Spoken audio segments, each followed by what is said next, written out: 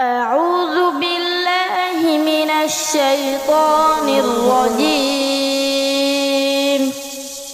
بسم الله الرحمن الرحيم.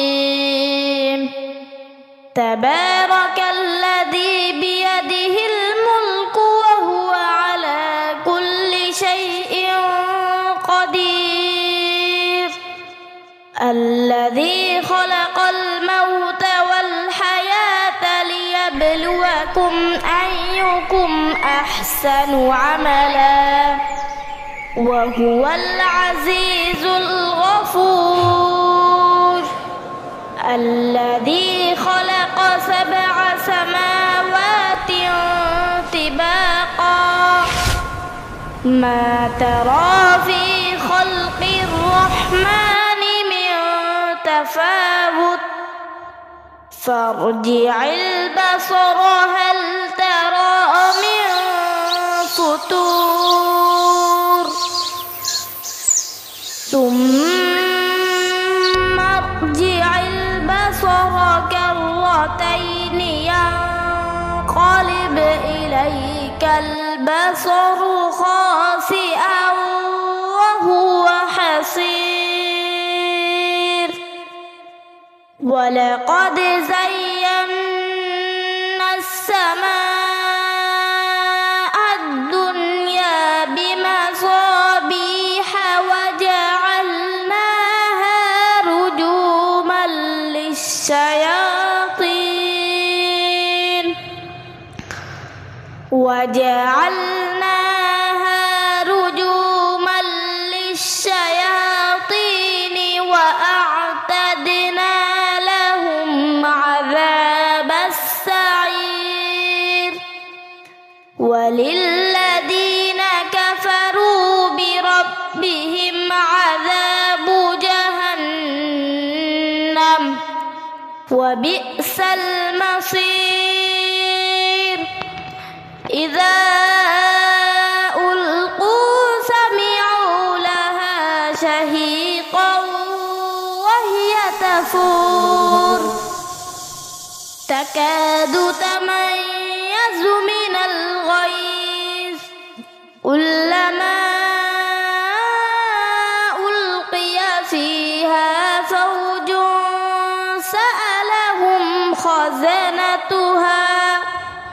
سألهم خزنتها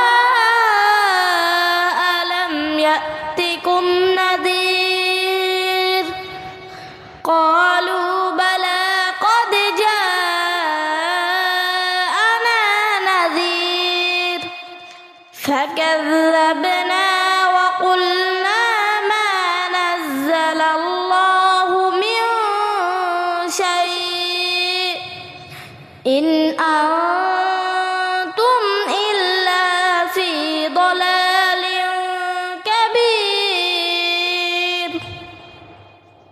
وقالوا لو كنا نسمع أو نعقل ما كنا في أصحاب السعير.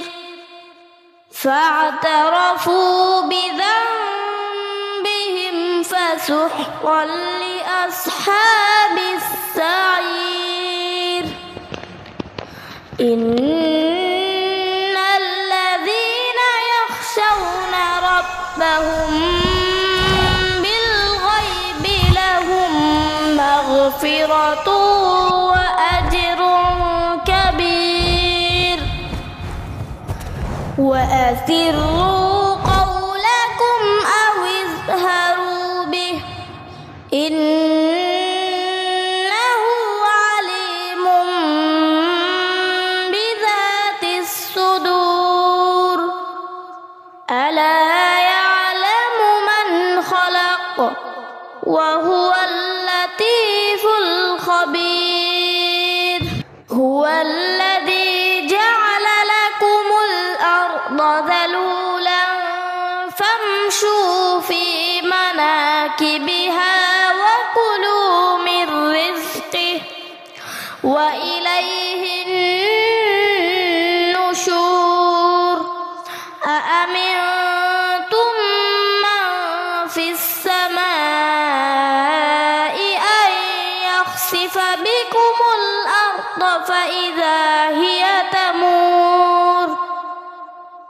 أم أمنتم من في السماء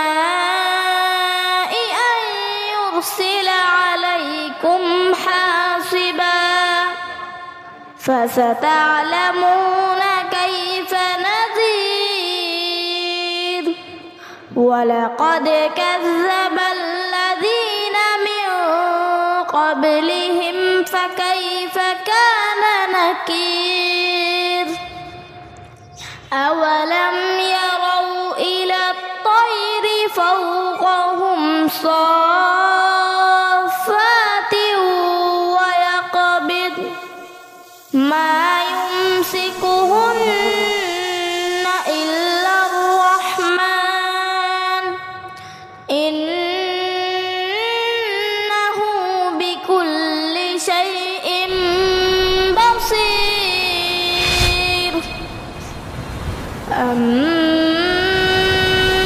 هذا الذي هو جند لكم ينصركم من دون الرحمن إن الكافرون إلا في غرور أمن هذا الذي يرزقكم إن أمسك رزقه بل لجوا في عتو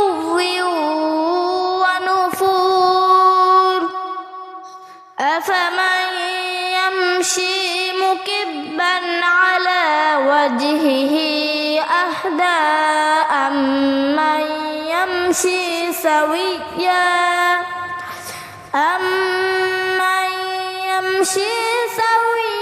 على صراط مستقيم قل هو الذي أنشأكم وجعل لكم السمع والأبصار والأفئدة قليلا ما تشكرون قل هو الذي ذرأكم في الأرض وإليه تحشرون ويقولون متى هذا الوعد إن كنتم صادقين قل إنما العلم عند الله وإنما أنا نذير مبين فلما رأوه زلفة سيئت وجوه الذين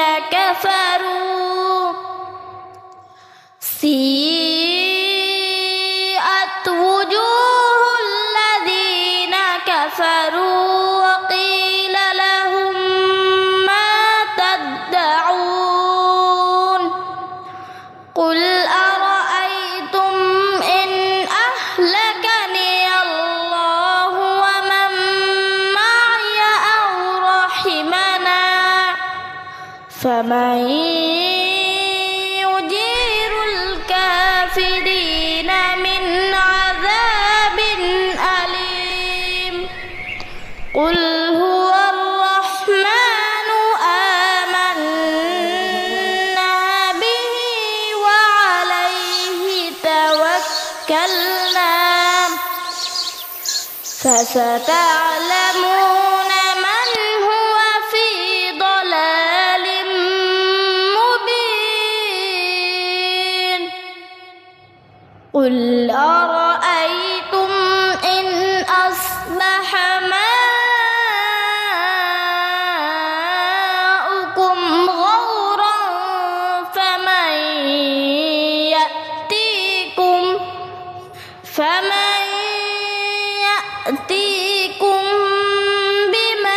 بماء معين صدق الله العظيم. সূরা মুলকের শুরুতে আল্লাহ তাআলা তার রাজত্ব, ক্ষমতা ও মহত্বের কথা বলেছেন। তিনি জীবন ও মৃত্যু সৃষ্টি করেছেন মানুষকে পরীক্ষা করার জন্য কে তাদের মধ্যে উত্তম আমল করে। এই সূরায় আসমান ও জমিনের সৃষ্টি, পাহাড় পর্বত, নদী নালা, গাছপালা, জীবজন্তু সহ সকল সৃষ্টির কথা উল্লেখ করা হয়েছে। আল্লাহ তাআলা মানুষকে তার নিয়ামত সমূহ স্মরণ করিয়ে দিয়েছেন এবং তার প্রতি কৃতজ্ঞ হতে বলেছেন। এই সূরার পুরা বাংলা অনুবাদ করো, পুরা সূরা। জি, সূরা মুলক এর বাংলা অনুবাদ শুনতে চাইলে আমি পড়ে শোনাতে পারি। আপনি কি শুনতে চান? হ্যাঁ, পুরাটা বাংলা অনুবাদ করো। ওকে, তাহলে শুনুন। পরম করুণাময় ও অসীম দয়ালু আল্লাহর নামে শুরু করছি। বরকতময় তিনি, যার হাতে সর্বময় কর্তৃত্ব, আর তিনি সব কিছুর উপর শক্তিমান। যিনি সৃষ্টি করেছেন মৃত্যু ও জীবন, যাতে তোমাদেরকে পরীক্ষা করেন কে তোমাদের মধ্যে আমলের দিক থেকে উত্তম। আর তিনি মহাপরাক্রমশালী, অতি ক্ষমাশীল। যিনি সৃষ্টি করেছেন স্তরে স্তরে 7 আসমান। দয়াময় সৃষ্টিতে তুমি কোনো খুঁত দেখতে পাবে না। আবার দৃষ্টি ফিরাও, কোনো ত্রুটি দেখতে পাও কি? এরপর তুমি বারবার দৃষ্টি ফিরাও, সেই দৃষ্টি ব্যর্থ ও ক্লান্ত হয়ে তোমার দিকে ফিরে আসবে। আর অবশ্যই আমি নিকটবর্তী আসমানকে প্রদীপ সমূহ দিয়ে সুশোভিত করেছি এবং সেগুলোকে শয়তানদের প্রতি নিক্ষেপের বস্তু বানিয়েছি, আর তাদের জন্য জ্বলন্ত আগুনের শাস্তি প্রস্তুত রেখেছি। আর যারা তাদের রবকে অস্বীকার করে, তাদের জন্য রয়েছে জাহান্নামের শাস্তি, আর কতই না নিকৃষ্ট সেই প্রত্যাবর্তন স্থল। আর যখন তাদেরকে সেখানে নিক্ষেপ করা হবে, তখন তা উৎক্ষিপ্ত হতে থাকবে, আর তা ফাটতে থাকবে ক্রোধে। যখনই তাতে কোনো দলকে নিক্ষেপ করা হবে, তার রক্ষীরা তাদেরকে জিজ্ঞাসা করবে, তোমাদের কাছে কি কোনো সতর্ককারী আসেনি? তারা বলবে, হ্যাঁ, অবশ্যই আমাদের কাছে সতর্ককারী এসেছিল, কিন্তু আমরা তাকে মিথ্যাবাদী বলেছি এবং বলেছি, আল্লাহ কিছুই নাজিল করেননি, তোমরা তো ঘোর বিভ্রান্তিতে রয়েছ। আর তারা বলবে, যদি আমরা শুনতাম অথবা বুঝতাম, তবে আমরা জ্বলন্ত আগুনের অধিবাসী হতাম না। অতঃপর তারা তাদের অপরাধ স্বীকার করবে। সুতরাং ধ্বংস জ্বলন্ত আগুনের অধিবাসীদের জন্য। নিশ্চয় যারা না দেখে তাদের রবকে ভয় করে, তাদের জন্য রয়েছে ক্ষমা ও মহাপুরস্কার। আর তোমরা তোমাদের কথা গোপন কর অথবা প্রকাশ কর, নিশ্চয় তিনি অন্তরসমূহের ব্যাপারে অধিক জ্ঞাত। যিনি সৃষ্টি করেছেন তিনি কি জানেন না? অথচ তিনি সূক্ষ্মদর্শী, সম্যক অবগত। তিনিই তো তোমাদের জন্য ভূমিকে সুগম করেছেন। অতএব তোমরা এর পথে প্রান্তরে বিচরণ কর এবং তার রিজিক থেকে আহার কর, আর তার কাছেই পুনরুত্থান। তোমরা কি নিরাপদ বোধ করছো যে যিনি আকাশে রয়েছেন তিনি তোমাদের সহ জমিন ধসিয়ে দেবেন না, অতঃপর আকস্মিকভাবে তা থরথর করে কাঁপতে থাকবে? অথবা তোমরা কি নিরাপদ বোধ করছো যে যিনি আকাশে রয়েছেন তিনি তোমাদের উপর পাথরবাহী ঝঞ্ঝা পাঠাবেন না? তখন তোমরা জানতে পারবে কেমন ছিল আমার সতর্কবাণী। আর নিশ্চয় তাদের পূর্ববর্তীরাও অস্বীকার করেছিল, ফলে কেমন হয়েছিল আমার শাস্তি। তারা কি পাখিদের প্রতি লক্ষ্য করে না, যারা তাদের উপর ডানা বিস্তার করে ও গুটিয়ে নেয়? দয়ামান আল্লাহ ছাড়া অন্য কেউ সেগুলোকে ধরে রাখেন না। নিশ্চয় তিনি সব কিছুর উপর দৃষ্টি রাখেন। দয়ামান আল্লাহ ছাড়া তোমাদের কি কোনো সৈন্য আছে যারা তোমাদেরকে সাহায্য করবে? কাফিররা তো শুধু ধোঁকার মধ্যে নিপতিত। অথবা কে সে যে তোমাদেরকে রিজিক দেবে যদি তিনি তার রিজিক বন্ধ করে দেন? বরং তারা অবাধ্যতা ও বিমুখতায় ডুবে আছে। যে ব্যক্তি উপর হয়ে মুখের উপর ভর দিয়ে চলে, সে কি সৎপথে চলে, নাকি সেই ব্যক্তি যে সোজা হয়ে সরল পথে চলে? বল, তিনিই তোমাদেরকে সৃষ্টি করেছেন এবং তোমাদের জন্য শ্রবণ ও দৃষ্টিশক্তি এবং অন্তঃকরণ দিয়েছেন। তোমরা খুব অল্পই শকর কর। বল, তিনিই তোমাদেরকে জমিনে বিস্তার করেছেন এবং তার কাছেই তোমাদেরকে সমবেত করা হবে। আর তারা বলে, যদি তোমরা সত্যবাদী হও তবে এই ওয়াদা কখন বাস্তবায়িত হবে? বল, এর জ্ঞান শুধু আল্লাহর কাছেই রয়েছে এবং আমি তো স্পষ্ট সতর্ককারী মাত্র। অতঃপর যখন তারা তা নিকটবর্তী দেখবে, তখন কাফিরদের চেহারা মলিন হয়ে যাবে এবং বলা হবে, তোমরা যা চাইতে তা এই তো। বল, তোমরা আমাকে জানাও, যদি আল্লাহ আমাকে ও আমার সঙ্গীদেরকে ধ্বংস করেন অথবা আমাদের প্রতি দয়া করেন, তবে কে কাফিরদেরকে যন্ত্রণাদায়ক শাস্তি থেকে রক্ষা করবে? বল, তিনিই দয়াময়, আমরা তার প্রতি ঈমান এনেছি এবং তার উপরই তাওয়াক্কুল করি। সুতরাং শীঘ্রই তোমরা জানতে পারবে কে স্পষ্ট বিভ্রান্তিতে রয়েছে। বল, তোমরা আমাকে জানাও, যদি তোমাদের পানি ভূগর্ভে চলে যায়, তবে কে তোমাদেরকে বহমান পানি এনে দেবে? পবিত্র কোরআনের 67তম সূরা। এর 30টি আয়াত ও 334টি শব্দ রয়েছে। এই সূরায় 1300টির বেশি হরফ রয়েছে। সূরা মুলক মক্কায় অবতীর্ণ হয়েছে। এই সূরার প্রথম আয়াতে মুলক শব্দটি থাকায় এর নাম সূরা মুলক রাখা হয়েছে। মুলক শব্দের অর্থ হল সার্বভৌমত্ব। এই সূরায় আল্লাহ তাআলার অসীম ক্ষমতা ও মহত্বের বর্ণনা দেওয়া হয়েছে। কোরআন পাঠের অনেক ফজিলত রয়েছে। এর মধ্যে কয়েকটি হল: 1. কোরআন পাঠকারীর জন্য সুপারিশ। কিয়ামতের দিন কোরআন তার পাঠকারীর জন্য সুপারিশ করবে। 2. জান্নাতে উচ্চ মর্যাদা। কোরআন পাঠকারী জান্নাতে উচ্চ মর্যাদা লাভ করবে। 3. মানসিক প্রশান্তি। কোরআন পাঠ করলে মন শান্ত থাকে এবং দুশ্চিন্তা দূর হয়। 4. গুনাহ মাফ। নিয়মিত কোরআন পাঠ করলে আল্লাহ গুনাহ মাফ করে দেন। 5. বরকত লাভ। কোরআন তেলাওয়াতের মাধ্যমে ঘরে ও জীবনে বরকত আসে। এই সম্পর্কিত আরও তথ্য জানতে চান? হ্যাঁ, আর বিস্তারিত সমস্ত তথ্য বলো। কোরআন পাঠের ফজিলত সম্পর্কে এখানে কিছু হাদিস উল্লেখ করা হলো। 1. হযরত আবু উমামা রাদিয়াল্লাহু আনহু হতে বর্ণিত, রাসূলুল্লাহ সাল্লাল্লাহু আলাইহি ওয়াসাল্লাম বলেছেন, তোমরা কোরআন পাঠ কর, কেননা কিয়ামতের দিন কোরআন তার পাঠকারীর জন্য সুপারিশ করবে। সহিহ মুসলিম। 2. হযরত নুমান ইবনু বাশির রাদিয়াল্লাহু আনহু হতে বর্ণিত, রাসূলুল্লাহ সাল্লাল্লাহু আলাইহি ওয়াসাল্লাম বলেছেন, আল্লাহ তাআলা বলেন, আমার বান্দা যখন বলে আলহামদুলিল্লাহ, তখন আমি বলি আমার বান্দা আমার প্রশংসা করেছে। আর যখন বলে আর রাহমানির রাহিম, তখন আমি বলি আমার বান্দা আমার গুণগান করেছে। আর যখন বলে মালিকি ইয়াউমিদ্দিন, তখন আমি বলি আমার বান্দা আমার মর্যাদা বর্ণনা করেছে। আর যখন বলে ইয়াকানা বুদু ওয়া ইয়াকানাস্তাইন, তখন আমি বলি এটা আমার ও আমার বান্দার মধ্যে আর আমার বান্দার জন্য, তাই যা সে চায়। আর যখন বলে ইহদিনা সিরাতাল মুস্তাকিম সিরাতাল্লাযিনা আনআমতা আলাইহিম গায়রিল মাগদুবি আলাইহিম ওয়ালাদ-দাল্লিন, তখন আমি বলি এটা আমার বান্দার জন্য আর আমার বান্দার জন্য, তাই যা সে চায়। সহিহ মুসলিম। 3. হযরত আব্দুল্লাহ ইবনু মাসউদ রাদিয়াল্লাহু আনহু হতে বর্ণিত, রাসূলুল্লাহ সাল্লাল্লাহু আলাইহি ওয়াসাল্লাম বলেছেন, যে ব্যক্তি আল্লাহর কিতাব কুরআনের একটি হরফ পাঠ করে তার জন্য একটি নেকি রয়েছে, আর প্রতিটি নেকি 10 গুণ বৃদ্ধি করা হয়। আমি বলি না যে আলিফ লাম মিম একটি হরফ, বরং আলিফ একটি হরফ, লাম একটি হরফ, মিম একটি হরফ। সুনান আত-তিরমিজি। 4. হযরত আব্দুল্লাহ ইবনু আব্বাস রাদিয়াল্লাহু আনহু হতে বর্ণিত, রাসূলুল্লাহ সাল্লাল্লাহু আলাইহি ওয়াসাল্লাম বলেছেন, যার অন্তরে কুরআনের কিছুই নেই সে যেন পরিত্যক্ত বাড়ি। সুনান আত-তিরমিজি। কুরআন পাঠের আরও অনেক ফজিলত রয়েছে। এই সম্পর্কিত আরও তথ্য জানতে চাইলে আমাকে জিজ্ঞাসা করতে পারেন। আর বিভিন্ন বর্ণনা হাদিস বলতে থাকো কোরআনের বিষয়ে। কোরআন পাঠের ফজিলত সম্পর্কে আরও কিছু হাদিস নিচে উল্লেখ করা হলো। 1. হযরত আবু সাঈদ খুদরি রাদিয়াল্লাহু আনহু হতে বর্ণিত, রাসূলুল্লাহ সাল্লাল্লাহু আলাইহি ওয়াসাল্লাম বলেছেন, আল্লাহ তাআলা বলেন, যে ব্যক্তি কোরআন পাঠে মশগুল থাকার কারণে আমার কাছে দোয়া করার ফুরসত পায়নি, আমি তাকে প্রার্থনাকারীদের চেয়েও বেশি দান করি। সুনান আত-তিরমিজি। 2. হযরত আব্দুল্লাহ ইবনু আমর রাদিয়াল্লাহু আনহু হতে বর্ণিত, রাসূলুল্লাহ সাল্লাল্লাহু আলাইহি ওয়াসাল্লাম বলেছেন, কোরআনের ধারক বাহককে বলা হবে, কোরআন পাঠ করতে করতে উপরে ওঠো আর ধীরে ধীরে পাঠ করো, যেমন দুনিয়াতে ধীরে ধীরে পাঠ করতে, কেননা জান্নাতে তোমার অবস্থান হবে সেখানে যেখানে তোমার শেষ আয়াত পাঠ শেষ হবে। সুনান আবু দাউদ। 3.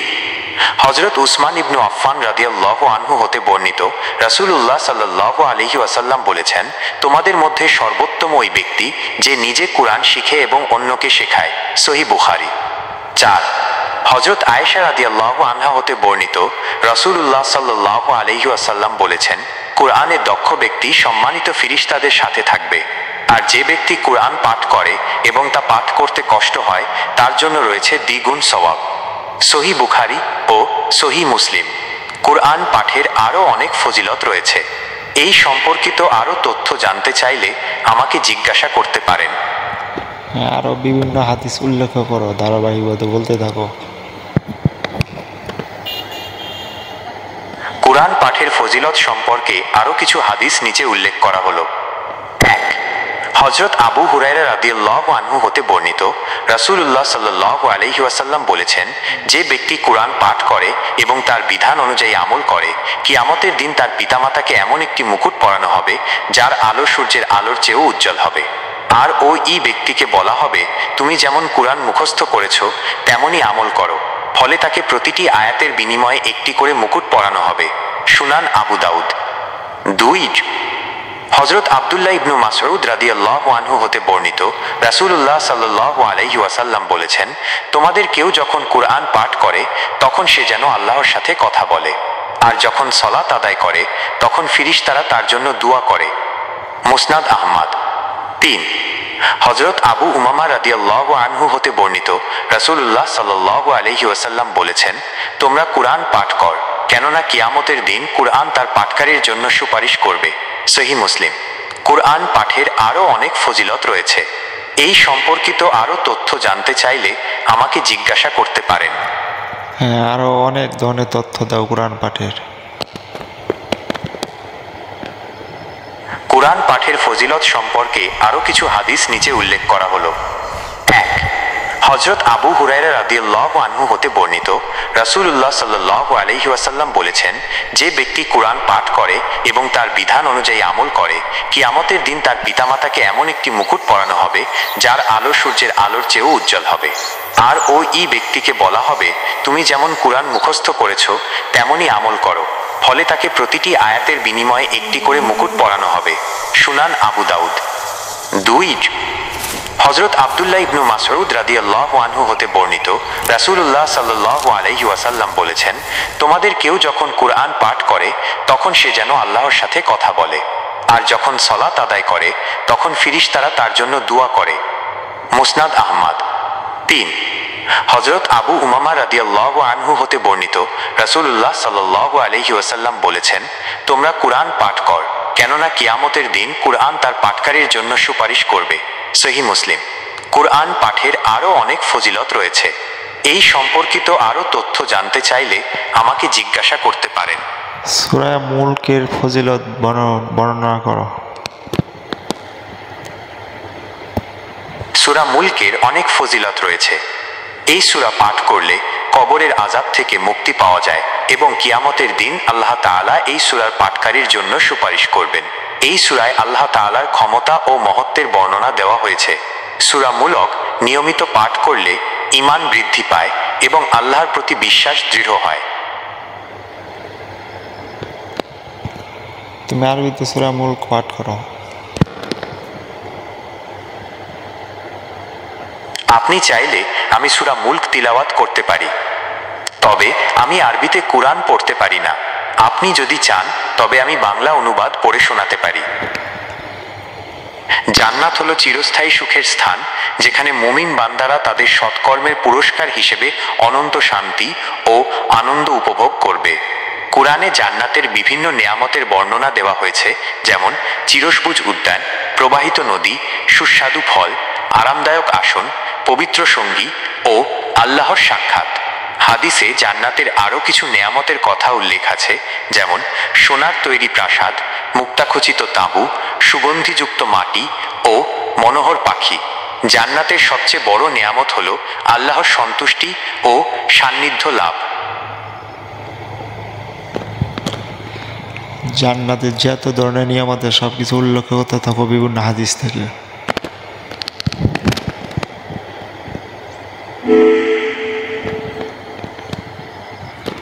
জান্নাতের সবচেয়ে বড় নেয়ামত হলো আল্লাহর সন্তুষ্টি ও সান্নিধ্য লাভ।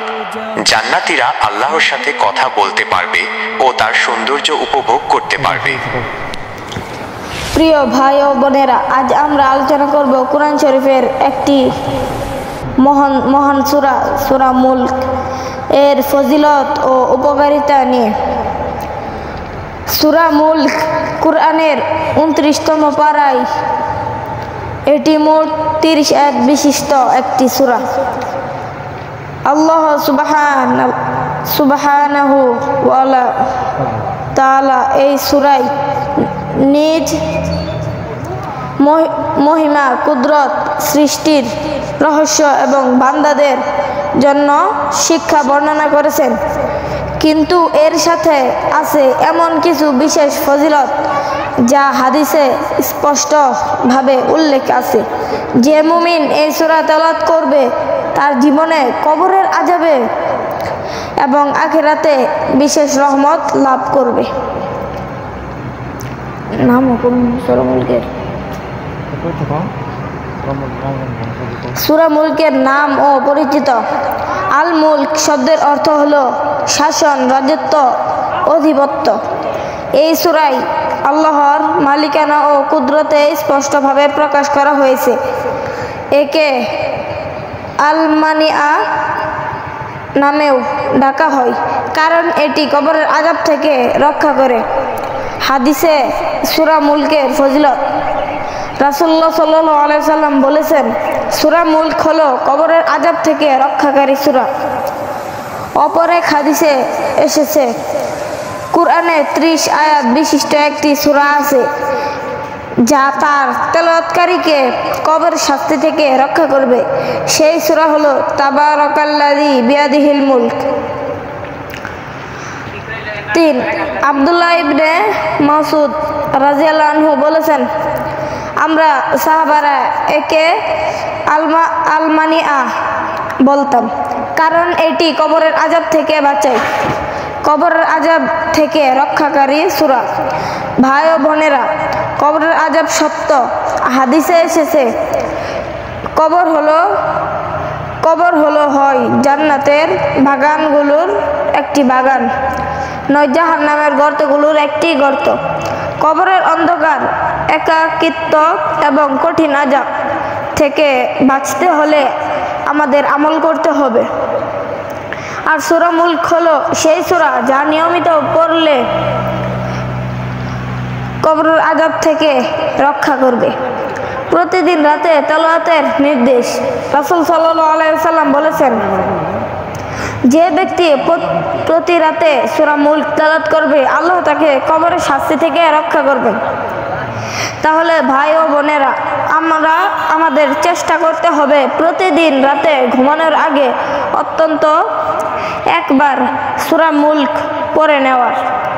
সূরা মুলকের শিক্ষা: 1. আল্লাহর মালিকানা ও ক্ষমতা অসীম, আসমান জমিন ও সবকিছু তারই দখলে। 2. আল্লাহ বানিয়েছেন মৃত্যু ও জীবন আমাদের পরীক্ষা করার জন্য। 3. যারা ঈমান আনে এবং সৎকর্ম করে তাদের জন্য রয়েছে জান্নাত, আর যারা অবাধ্য তাদের জন্য রয়েছে জাহান্নাম। 4. আসমান জমিনের সুশৃঙ্খলা ব্যবস্থা থেকে আল্লাহর কুদরতের স্বীকৃতি দিতে হবে। 5. শুধুমাত্র আল্লাহর কাছে সাহায্য চাইতে হবে। সূরা মুলক পড়ার উপকারিতা: প্রতিদিন তেলাওয়াত করলে কবরের আযাব থেকে মুক্তি, আখিরাত শাফায়াত করবে, ঈমান দৃঢ় হয়, তাকওয়া বৃদ্ধি পায়, মৃত্যুর কথা স্মরণ করিয়া দেয়। রাতে ঘুমানোর আগে পড়লে আল্লাহ হিফাজত লাভ হয়। মুসলিম জীবনে এর বাস্তব প্রয়োগ। ভাই ও বোনেরা, আমরা অনেক সময় রাতের বেলা মোবাইল নিয়ে ঘন্টার পর ঘন্টা সময় নষ্ট করি, অথচ ঘুমানোর আগে মাত্র 10 মিনিট সময় নিয়ে সূরা মুলক পড়া যায়। এটা করলে আমরা শুধু সওয়াব পাবো না, বরং কবরের কঠিন শাস্তি থেকেও নিরাপদ থাকব। উপসংহার: সুতরাং প্রিয় ভাই ও বোনেরা, আসুন আজ থেকে আমরা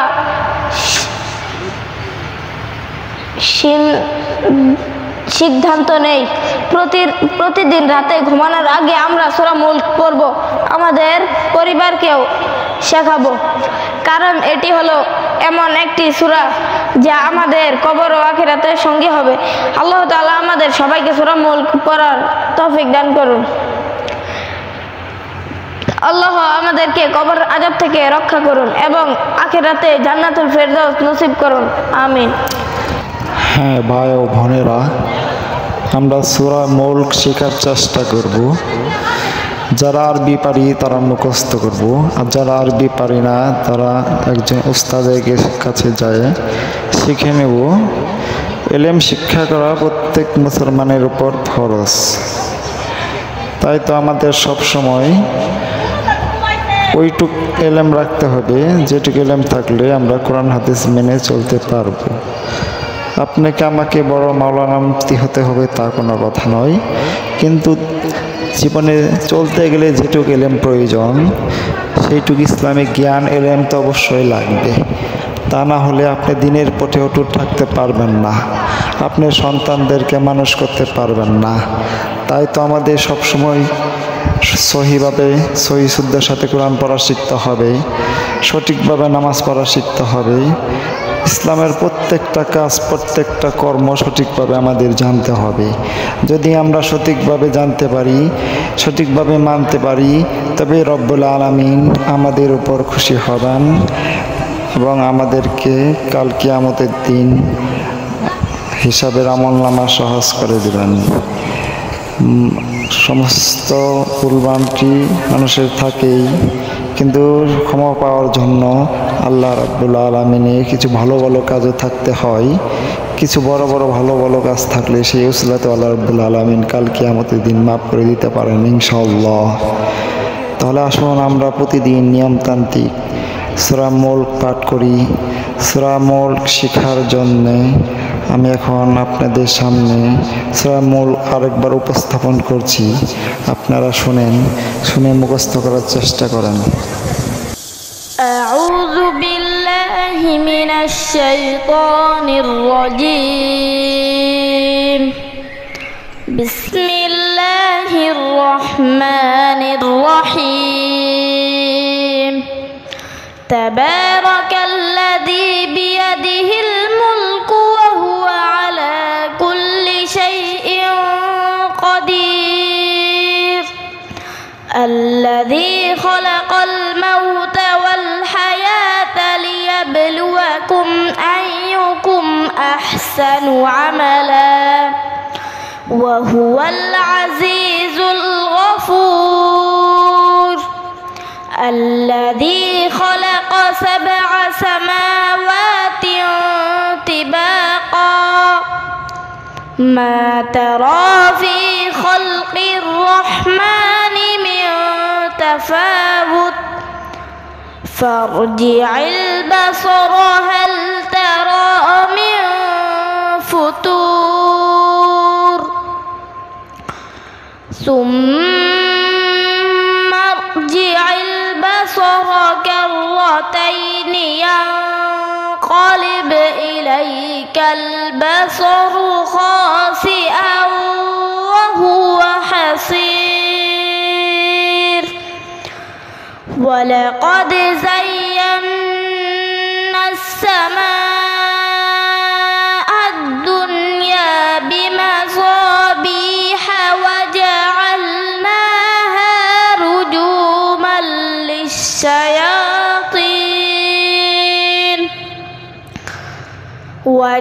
وجعلناها رجوما للشياطين وأعتدنا لهم عذاب السعير وللذين كفروا بربهم عذاب جهنم وبئس المصير إذا ألقوا سمعوا لها شهيقا وهي تفور تكاد تميز من الغيظ كلما ألقي فيها فوج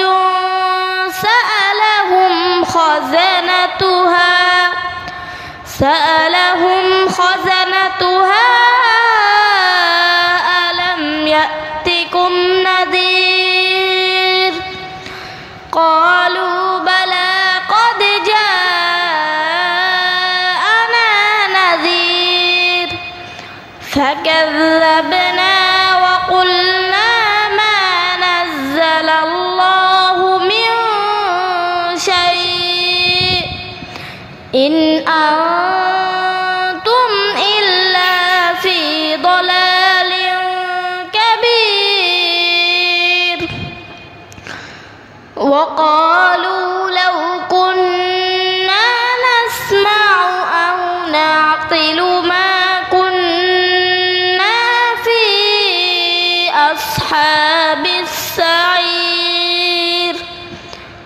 فاعترفوا بذنبهم فسحقا لأصحاب السعير إن الذين يخشون ربهم بالغيب لهم مغفرة وأجر كبير وأسروا قولكم أو اجهروا به إنه عليم بذات الصدور ألا يعلم من خلق وهو اللطيف الخبير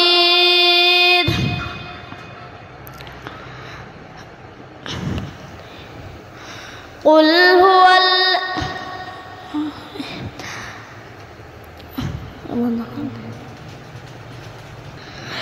هو الذي جعل لكم الأرض ذلولا فامشوا في مناكبها وكلوا من رزقه وإليه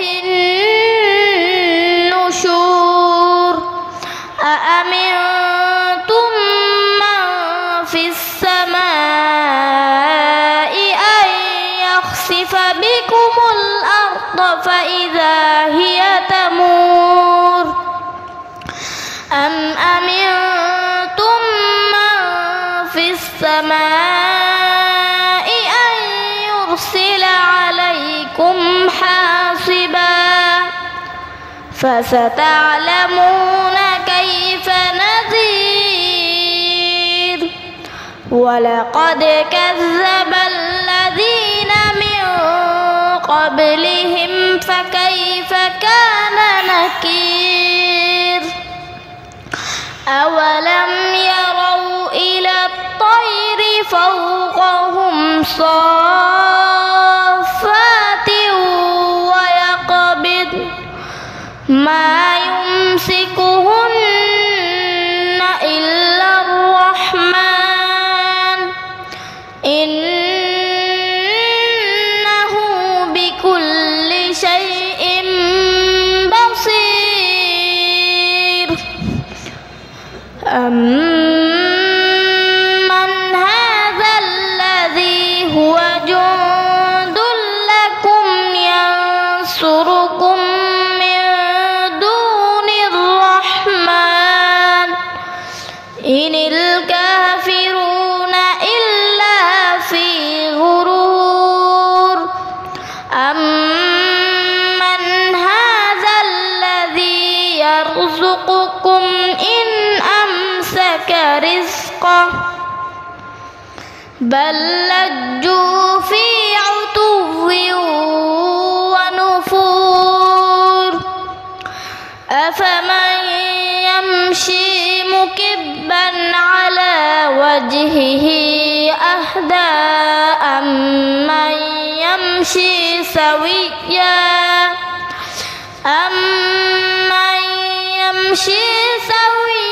على صراط مستقيم قل هو الذي أنشأكم وجعل لكم السمع والأبصار والأفئدة قليلا ما تشكرون قل هو الذي ذرأكم في الأرض وإليه تحشرون ويقولون متى هذا الوعد إن كنتم صادقين قل إنما العلم عند الله وإنما أنا نذير مبين فلما رأوه زلفة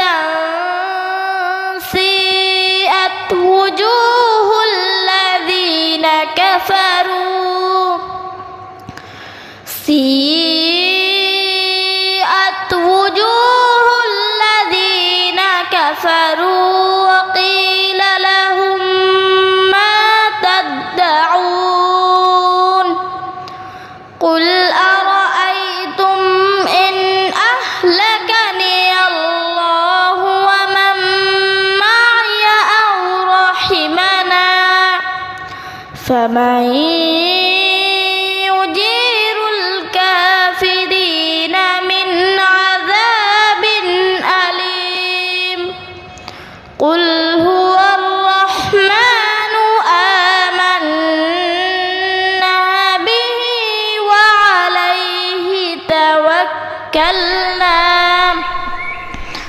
فستعلمون من هو في ضلال مبين قل أرأيتم إن أصبح ماؤكم غورا فمن يأتيكم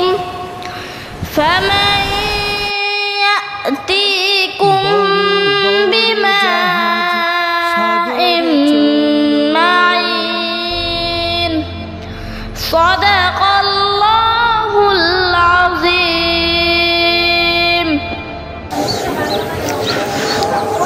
আমরা সব সময় চেষ্টা করব গুনাহ থেকে বেঁচে থাকার জন্য। আমরা সব সময় ভালো ভালো কাজ করব, বেশি বেশি কোরআন তেলাওয়াত করব, সমস্ত অন্যায় কাজ থেকে বেঁচে থাকব, সব ধরনের বিবেকহীন কাজ থেকে বেঁচে থাকব,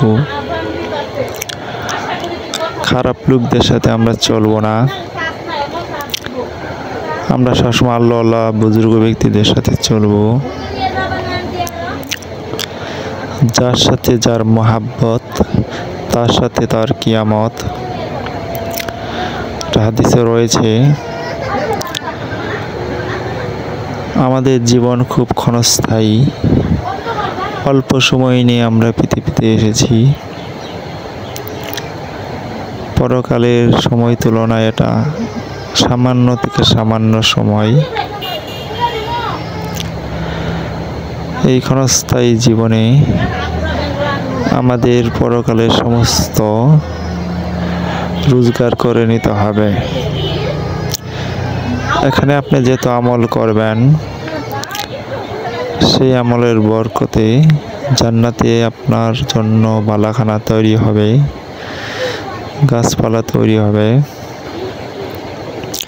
আপনি যদি একবার সুবহানাল্লাহ পাঠ করেন, সাথে সাথে ফেরেশতারা জান্নাতের ভিতর একটি গাছ রোপণ করেন।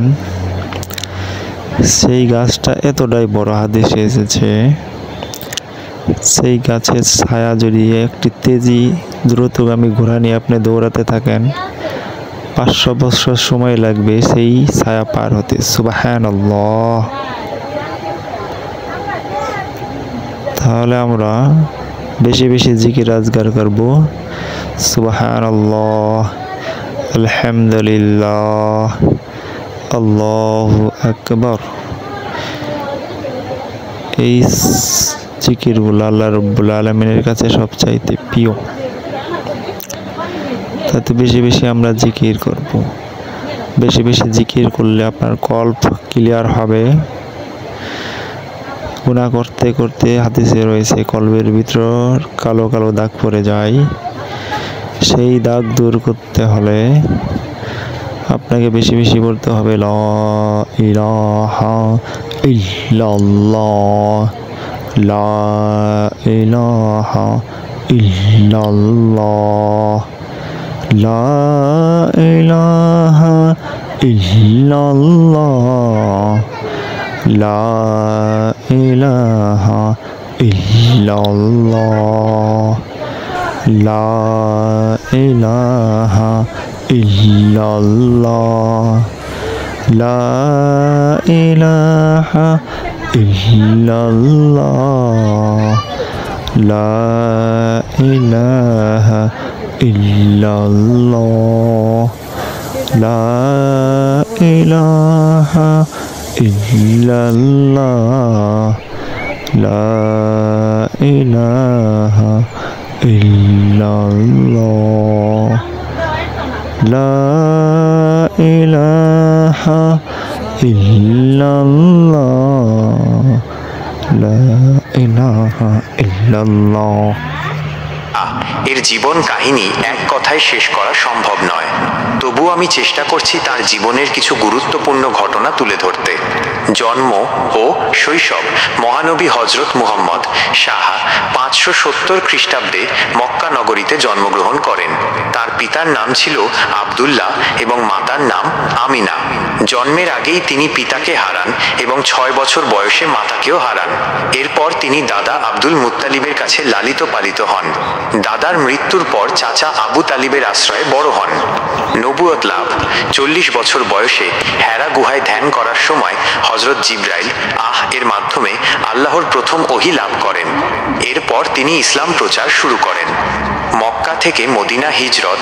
মক্কার কুরাইশদের অত্যাচার সহ্য করতে না পেরে 622 খ্রিস্টাব্দে তিনি মদিনায় হিজরত করেন। এই ঘটনাকে হিজরত বলা হয় এবং এখান থেকেই হিজরি সনের সূচনা হয়। মক্কা বিজয়। 629 খ্রিস্টাব্দে তিনি মক্কা নগরী জয় করেন এবং কাবা ঘরকে মূর্তি পূজা থেকে মুক্ত করেন। মৃত্যু। 632 খ্রিস্টাব্দে বিদায় হজ থেকে ফেরার পর তিনি অসুস্থ হয়ে পড়েন এবং মৃত্যুবরণ করেন। এগুলো ছিল মহানবী হজরত মুহাম্মদ শাহের জীবনের কিছু উল্লেখযোগ্য ঘটনা। আপনি যদি তার জীবন সম্পর্কে আরও কিছু জানতে চান তবে জিজ্ঞাসা করতে পারেন।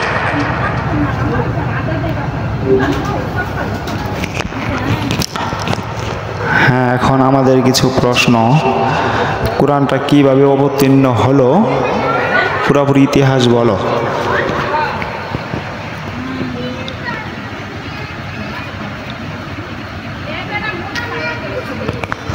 কোরআনটা কিভাবে অবতীর্ণ হলো, পুরা ইতিহাস বলো।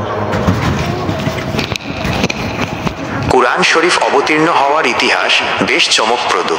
এটি একবারে নাজিল হয়নি, বরং দীর্ঘ 23 বছর ধরে বিভিন্ন সময় প্রয়োজন অনুযায়ী আল্লাহর বাণী হজরত জিব্রাইল এর মাধ্যমে মহানবী হজরত মুহাম্মদ শাহ এর কাছে অবতীর্ণ হয়েছে। শুরুটা হয়েছিল 610 খ্রিস্টাব্দে মক্কার হেরা গুহায়। এই সময় মহানবী হজরত মুহাম্মদ শাহ গভীর ধ্যানে মগ্ন ছিলেন। হঠাৎ জিব্রাইল তার কাছে এসে পবিত্র কুরআনের প্রথম 5টি আয়াত সূরা আলাক্কের আয়াত 1-5 পাঠ করেন। এরপর থেকে বিভিন্ন পরিস্থিতিতে আল্লাহর নির্দেশ অনুযায়ী কুরআনের আয়াত নাজিল হতে থাকে। কুরআনের আয়াতগুলো নাজিলের পরপরই সাহাবীরা মুখস্থ করে ফেলতেন এবং চামড়া, পাথর, খেজুর পাতা ইত্যাদি বস্তুর ওপর লিখে রাখতেন। মহানবী হজরত মুহাম্মদ শাহ নিজেও এসব আয়াত লিপিবদ্ধ করার নির্দেশ দিতেন। এভাবেই ধীরে ধীরে পুরো কুরআন শরীফ অবতীর্ণ হয়। কুরআনের প্রতিটি আয়াত ও সূরার পেছনে বিশেষ প্রেক্ষাপট এবং তাৎপর্য রয়েছে। সমস্ত তাৎপর্য ব্যাখ্যা করো। কুরআন শরীফের প্রতিটি আয়াত ও সূরার নিজস্ব প্রেক্ষাপট ও তাৎপর্য রয়েছে। এখানে কয়েকটি গুরুত্বপূর্ণ দিক তুলে ধরা হলো। 1. তাওহীদ। কুরআনের মূল শিক্ষা হলো এক আল্লাহর প্রতি বিশ্বাস স্থাপন করা এবং তার ইবাদত করা। 2. রিসালাত। নবী রাসূলগণের প্রতি বিশ্বাস স্থাপন করা এবং তাদের অনুসরণ করা। 3. আখিরাত। মৃত্যুর পরের জীবন এবং কর্মফল সম্পর্কে ধারণা দেওয়া। 4. ন্যায় বিচার। সমাজে ন্যায় বিচার প্রতিষ্ঠা করা এবং অন্যায় থেকে বিরত থাকা। 5. নৈতিকতা, সত্যবাদিতা, দয়া, ক্ষমা, সহনশীলতা ইত্যাদি মানবিক গুণাবলীর শিক্ষা দেওয়া। 6. জ্ঞান ও বিজ্ঞান। কুরআন জ্ঞান ও বিজ্ঞান চর্চায় উৎসাহিত করে এবং প্রকৃতির রহস্য উন্মোচনে অনুপ্রাণিত করে। 7. সমাজ ও পরিবার। সুস্থ সমাজ ও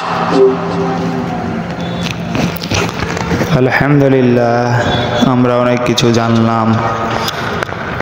আসলেও তো রাসূলুল্লাহ সাল্লাল্লাহু আলাইহি সাল্লাম জীবন কাহিনী বলে শেষ করার মতো নয়। আল্লাহ রাসূল তিনি উত্তম চরিত্রের অধিকারী। তার জীবনের প্রতিটা সময়, প্রতিটা মুহূর্ত আমাদের জন্য শিক্ষণীয়। আমরা যদি তার জীবন থেকে শিক্ষা নিয়ে চলতে পারি তাহলে আমরা দুনিয়া ও আখিরাত সব কিছুই আমরা কল্যাণকর হব। আর যদি তার আদর্শ আমরা না মানি, শয়তানের অনুসারী হই, তাহলে তো আমাদেরকে জাহান্নামে যেতে হবে। তাই তো আমাদেরকে শয়তানের পথ অনুসরণ না করে আল্লাহ আল্লাহ রাসূলের পথ অনুসরণ করে কিয়ামতের দিন আমরা যেন বাঁচতে পারি, সেই এখন পৃথিবীতে আমাদের হায়াত থাকতে আমাদের চিন্তা করতে হবে। আল্লাহ যে আমাদের সব কিছু করতেছেন, আল্লাহ যে আমাদেরকে চালাচ্ছেন, সেটা আমাদের অন্তরে দৃঢ়ভাবে বিশ্বাস রাখতে হবে। আমাদের সৃষ্টির আগেই আল্লাহ রাব্বুল আলামিন আমাদের তকদির লিপিবদ্ধ করেছেন, সেই লিপিবদ্ধ অনুযায়ী আমাদের জীবন চলতেছে। সাহাবাদের সামনে যখন আল্লাহ রাসূল সাল্লাল্লাহু আলাইহি ওয়াসাল্লাম এই কথা হাদিসটা বললেন, তখন সাহাবারা বললেন, তাহলে আমাদের যদি ভাগ্য সব তকদির লেখাই থাকে, তাহলে আমরা আর পরিশ্রম করে ইবাদত করে কি করব? কারণ আমাদের তো সব কিছু লিখিত হয়ে গেছে, জান্নাত জাহান্নাম সব কিছু তো নির্ধারিত হয়ে গেছে। তখন রাসূলুল্লাহ সাল্লাল্লাহু আলাইহি ওয়াসাল্লাম বললেন, তোমার জীবনের কর্মের দিক তুমি লক্ষ্য করো। তুমি যদি বেশি বেশি খারাপ কাজ করো, অন্যায় করো, তাহলে মনে রাখবে তুমি দুজকে যাওয়ার জন্যই সৃষ্টি হয়েছ। আর যদি তোমার অন্তরে বেশি বেশি ন্যাক কাজের দিক টানে, তোমার দিল ভালো কাজের দিক টানে, তুমি সর্বক্ষণে খালি ভালো কাজই করো, তাহলে বুঝতে পারবা তোমার সৃষ্টি করা হয়েছে জান্নাতের জন্য। কিন্তু এখন আমরা যদি আল্লাহর কাছে কান্নাকুটি করে আমরা যদি জান্নাত না চাই, আর আমরা যদি উদাসীন হয়ে চলি, তাহলে কাল কিয়ামতের দিন তো অবশ্যই আমাদের জবাবদিহি করতে হবে। আমাদের ভূমিকা কি ছিল সেটাও তো কাল কিয়ামতের দিন আল্লাহ রাব্বুল আলামিন দেখবেন, বিচার করবেন। তো আমাদেরকে সতর্ক হতে হবে। তবে যাদের বেশি বদনসিব, যাদের কপালে হেদায়েত নাই, তারা অবশ্যই শত চেষ্টা করে হেদায়েত পাবে না। যেমন আবু জাহেল, আবু লাহাব, উতবা, সাইবা, এইভাবে অনেক বড় বড় কাফেরগুলা, তাদের কপালে হেদায়েত হয়নি। তাদেরকে রাসূলুল্লাহ সাল্লাল্লাহু আলাইহি সাল্লাম সরাসরি স্বয়ং নিজে বুঝিয়েছেন, তবু তারা দিনের পথে আসেনি। এতে বোঝা যায় তাদের কপালে হেদায়েত নেই। হেদায়েত থাকলে তো তারা অবশ্যই দিনের পথে ফিরে আসতো। আল্লাহ রাব্বুল আলামিন বলেছেন, হে নবী, হেদায়েত তো আপনার কাছে নয়, হেদায়েত তো আমার কাছে। আপনি শুধু তাদেরকে উপদেশ দেন, আপনার দায়িত্ব আপনি পালন করেন। এই কথা হাদিস অনুযায়ী তাহলে আমাদেরকে মানুষকে শুধুমাত্র উপদেশ দিতে হবে, বুঝাইতে হবে। তারা মানবে কিনা তাদের ব্যক্তিগত ব্যাপার, আমাদের জোর জবরদস্তি করা যাবে না, আমাদের শুধু বুঝাইতে হবে। এখন একজন তার বিবেক দিয়ে মানবে কিনা তাদের ব্যক্তিগত ব্যাপার। তাতে আল্লাহ রাব্বুল আলামিন আমাদের সকলকে যদি বুঝ না দেন, আমরা কিছুতেই বুঝতে পারবো না। হেদায়েত নসিব না করেন, আমরা কিছুতেই হেদায়েত পাবো না। তাই তো আমাদের সর্বক্ষণিক রব্বুল আলামিনের কাছে হেদায়েত চাইতে হবে, ভালো পথে চলার চেষ্টা করতে হবে, তবেই হয়তো আমাদের কপালে হেদায়েত নসিব হতেও পারে। তবে আমরা লাস্ট সূরা মুলক নিয়ে তো আলোচনা করলাম, যেহেতু এটা এত বরকত, এত ফজিলত রয়েছে, এটা বেশি বেশি পাঠ করলে সমস্ত বিপদ আপদ দূর হয়, বালা মুসিবত দূর হয় এবং কবর আযাব দূর হয়। তাই আমরা সূরা মুলক আরেকবার শুনি ইনশাআল্লাহ, তারপর আমাদের ভিডিও সমাপ্ত দেব ইনশাআল্লাহ। আউযু বিল্লাহি মিনাশ শাইতানির রাজীম। বিসমিল্লাহির রহমানির রহিম। তাবারাকাল্লাযী বিয়াদিহিল মুলকু ওয়া হুয়া আলা কুল্লি শাইইন কাদির। আল্লাযী খালাকাল মাউতা ওয়াল হায়াতা লিয়াবলুয়াকুম আইয়ুকুম আহসানু আমালা ওয়া হুয়াল আজিজুল গফুর।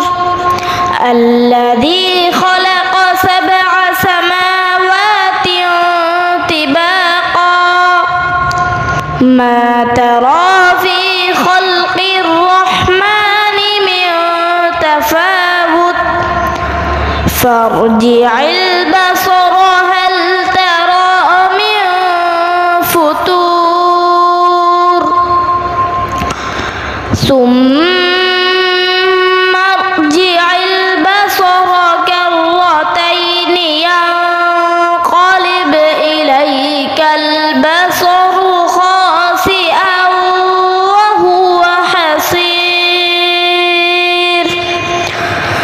ولقد زينا السماء الدنيا بمصابيح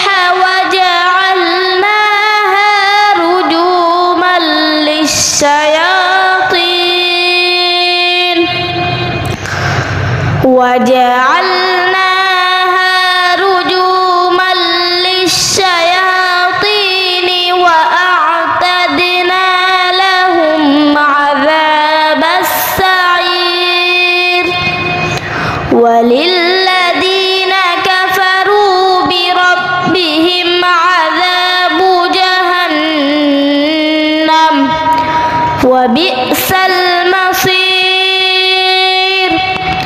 إذا ألقوا سمعوا لها شهيقا وهي تفور تكاد تميز من الغيظ كلما ألقي فيها فوج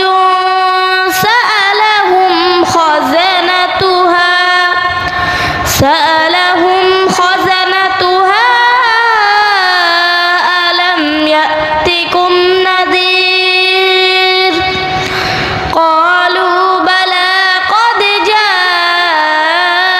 جاءنا نذير فكذبنا وقلنا ما نزل الله من شيء إن أنتم إلا في ضلال كبير وقالوا لو كنا نسمع أو نعقل ما كنا في أصحاب السعير فاعترفوا بذنبهم فسحقا لأصحاب السعير إن الذين يخشون ربهم بالغيب لهم مغفرة وأجر كبير وأسروا قولكم أو اجهروا به إنه عليم بذات الصدور ألا يعلم من خلق وهو اللطيف الخبير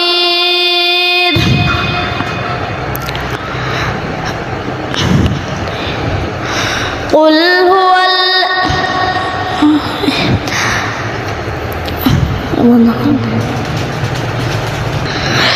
هو الذي جعل لكم الأرض ذلولا فامشوا في مناكبها وكلوا من رزقه وإليه النشور أأمنتم من في السماء أن يخسف بكم الأرض فإذا هي تمور أم أمنتم من في السماء أن يرسل عليكم حاصبا فستعلمون كيف نذير ولقد كذب الذين من قبلهم فكيف كان نكير أولم يروا إلى الطير فوقهم صافات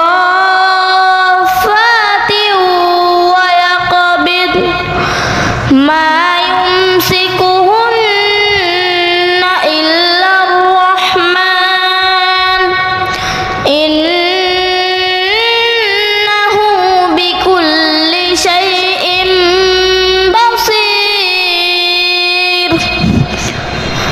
أمن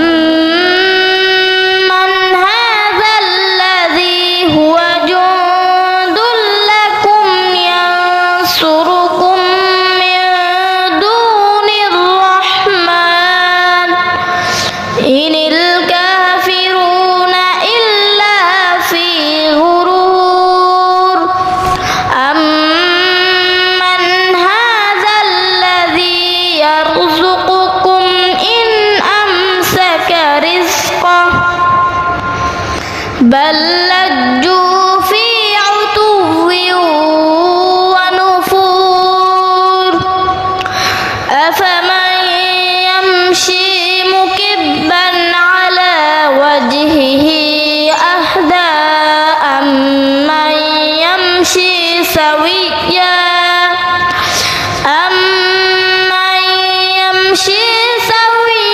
على صراط مستقيم قل هو الذي أنشأكم وجعل لكم السمع والأبصار والأفئدة قليلا ما تشكرون قل هو الذي ذرأكم في الأرض وإليه تحشرون ويقولون متى هذا الوعد إن كنتم صادقين قل إنما العلم عند الله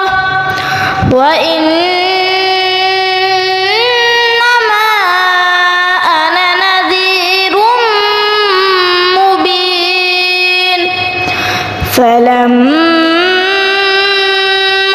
رأوه زلفة سيئت وجوه الذين كفروا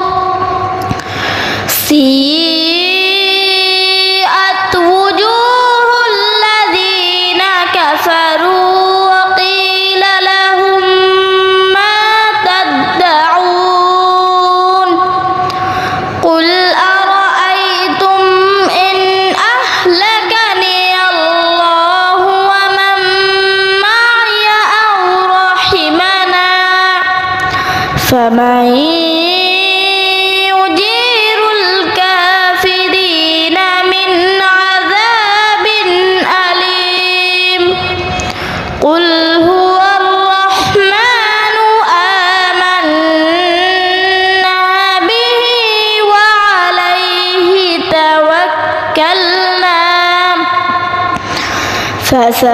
فستعلمون من هو في ضلال مبين قل أرأيتم إن أصبح ماؤكم غورا فمن يأتيكم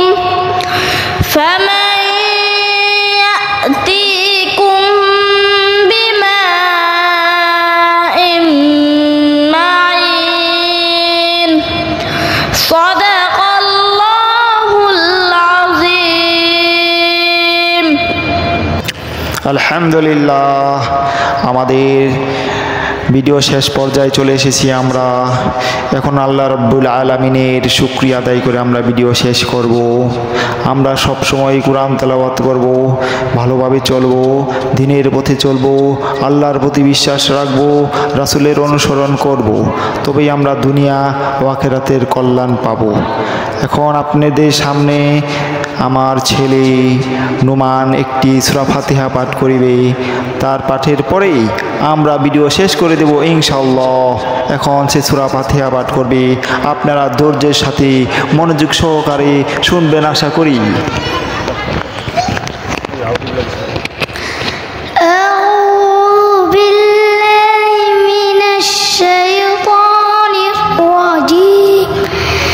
বিসমিল্লাহির রহমানির রহিম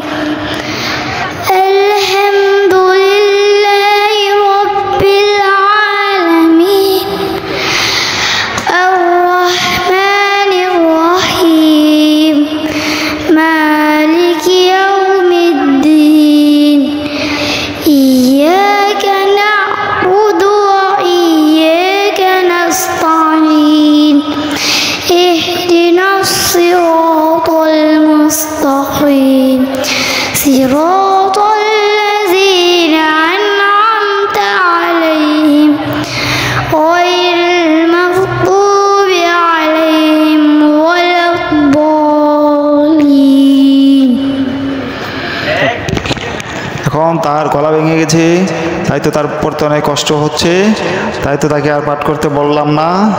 এখন আমি আপনাদের সাথে হালকা পাতলা কিছু কথা বলে ভিডিও শেষ করে দেব।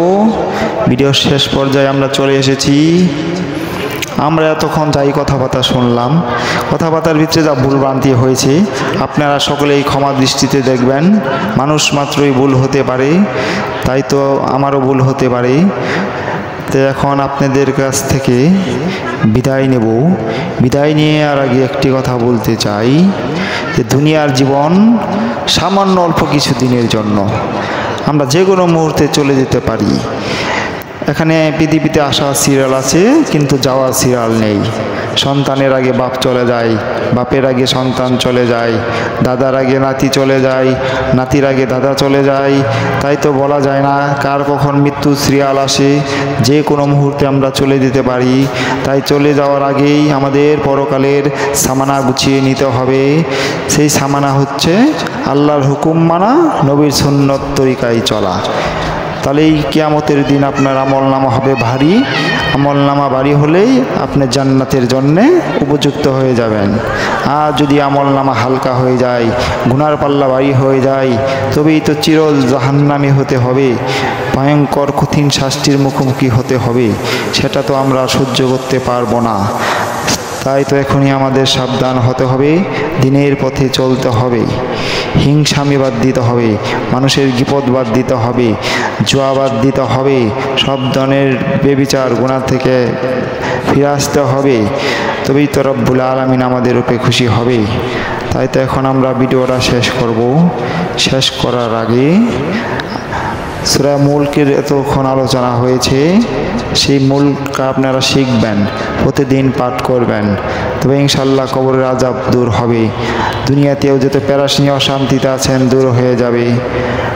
তাই তো আমরা সকলেই নিরাপদ থাকার জন্য আমলটা সবসময় চালিয়ে নেব ইনশাল্লাহ। আমি শেষ করার আগে সূরা ফাতিহা একবার তেলাওয়াত করে আপনাদের কাছ থেকে বিদায় নিব। আউযু বিল্লাহি মিনাশ শাইতানির রাজিম। বিসমিল্লাহির রহমানির রহিম। আলহামদুলিল্লাহি রাব্বিল আলামিন। আর রহমানির রহিম। মালিকি ইয়াউমিদ্দিন। ইয়্যাকা না'বুদু ওয়া ইয়্যাকা নাস্তাঈন। ইহদিনাস সিরাতাল মুস্তাকিম। সিরাতাল্লাযীনা আন'আমতা আলাইহিম গায়রিল মাগদুবি আলাইহিম ওয়ালাদ-দাল্লিন। আসসালামু আলাইকুম ওয়া রাহমাতুল্লাহ। আল্লাহ হাফেজ। সকলেই ভালো থাকবেন, সুস্থ থাকবেন।